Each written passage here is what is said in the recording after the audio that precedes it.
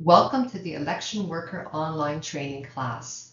In this class, we will review all the information you need to know to prepare you for your role as an election worker. Please watch the entire video and become familiar with the procedures and expectations for Election Day.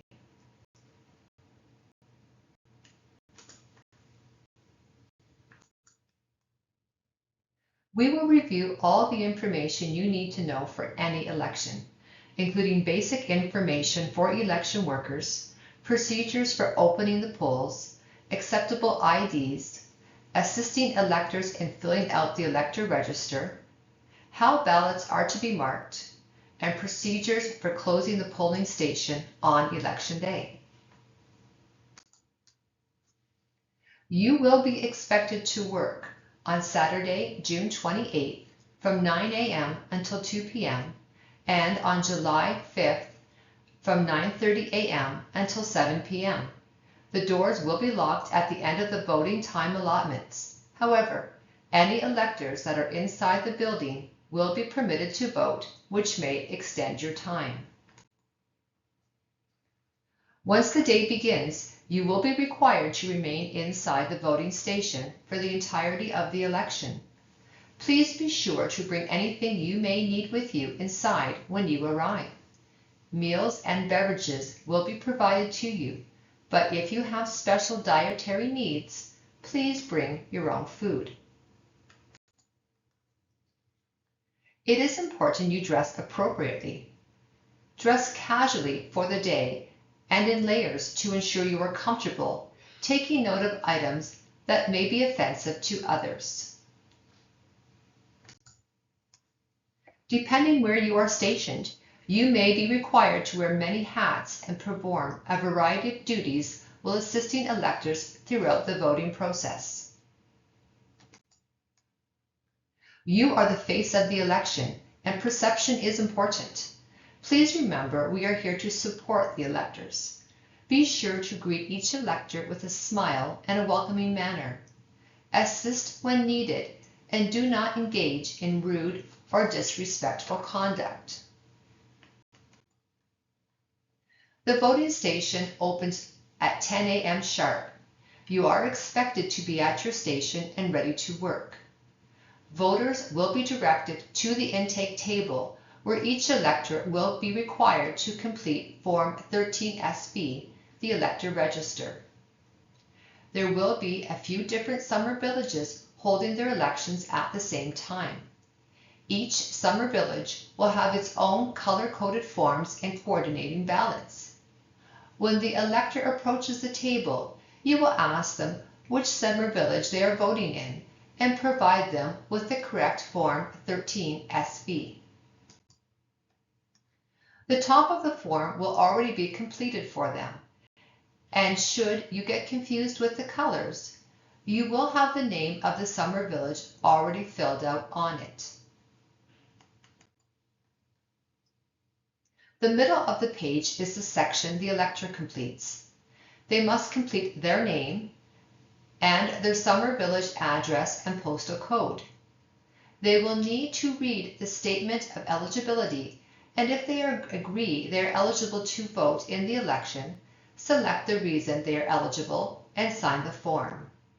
You can review the form to ensure it is completed correctly, but be sure to return it to the elector as they are directed into the next room where they will receive their ballots. It is also a good idea to remind them to have their government-issued photo ID ready, as it will be a requirement to receive their ballots. In the voting room, you will find everything you need for your day on your table. In order for a person to be eligible to vote in the election, the elector must be at least 18 years old, a Canadian citizen, reside in Alberta, and be either named on title, be the spouse or adult interdependent partner of the person on title, or the summer village address must be their single place of residence. Examples of government-issued photo ID would include a driver's license, an Alberta identification card, a Canadian passport, military or Indian status identification. The ballot box will be open at the start of the day. Show the first voter the empty ballot box and close it up. The elector will hand you their Form 13SB. Quickly review it to ensure that their name, Summer Village address, and signature appear on it. Find their name on the voters list and cross it off. If the elector is not on the voters list, complete the Not on the Electors form list. You will need to confirm their photo ID is valid and the name on the form matches the name on Form 13SB. Complete the bottom of the form initialing above the Deputy's Initials section. Add the voter number and check off the identification box once you have reviewed it. The first voter will be number 1 and so forth. At the end of the day, the number on the last form should be the number of ballots in the ballot box. Give the elector a ballot. Review the process for marking the ballot with the elector and direct the elector to the voting booth located behind you. Advise they are able to vote for up to 3 candidates and upon voting need to fold the ballot in half and return it to you. Take the folded ballot, initial it, and drop it in the ballot box. If the elector wishes to drop their own ballot in the box, they may, but not until it has been initialed by you. Instruct the elector to exit the room to the left. If the elector has marked their ballot incorrectly, they may return it to you for a replacement. Mark across the ballot the word spoiled and place in envelope D. You may give them a replacement ballot.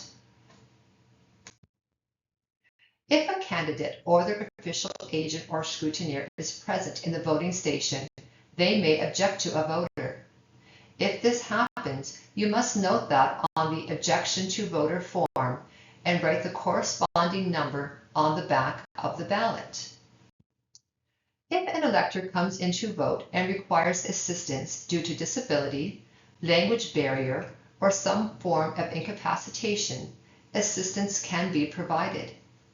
Form 17, Statement of Interpreter, elector who is unable to vote in the usual manner, friend or relative of the elector who is unable to vote in the usual manner, form must be completed. You must read this form to the elector and the person assisting the elector before the voting occurs. Indicate on the back of Form 13SB that the elector's ballot was marked by another person and the reason. Form 17 must stay with Form 13SB.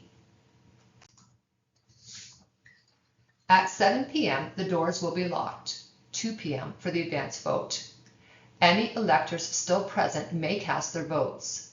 No further voters will be permitted inside the building. After the last voter has left your station, organize your area and gather your belongings. Once you leave the building, you will not be permitted back inside. Please be sure you have completed and handed in your timesheet. Thank you for your hard work and contribution to the success of our 2025 elections.